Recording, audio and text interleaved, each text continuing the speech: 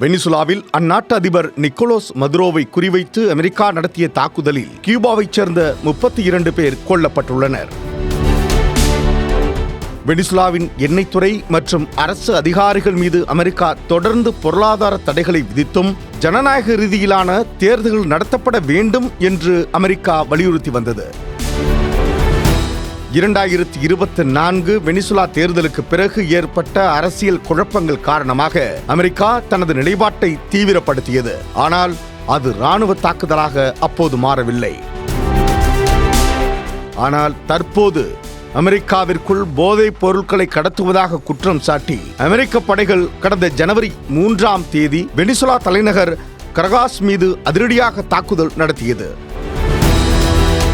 அதிபரின் கோட்டைக்குள் நுழைந்த படைகள் நிக்கோலஸ் மதுரோ மற்றும் அவரது மனைவி சிலியா புளோரோவை கைது செய்து ஹெலிகாப்டர் மூலம் நியூயார்க்கிற்கு கொண்டு சென்று நீதிமன்றத்தில் ஆஜர்படுத்தி சிறையில் அடைக்கப்பட்டுள்ளனர். மதுரோவை கைது செய்யும் நடவடிக்கையில் அமெரிக்கா வெனிசுலாவின் இராணுவ இலக்குகள் மற்றும் தகவல் தொடர்பு கோபுரங்கள் மீது வான்வழி தாக்குதல்களை நடத்தியது.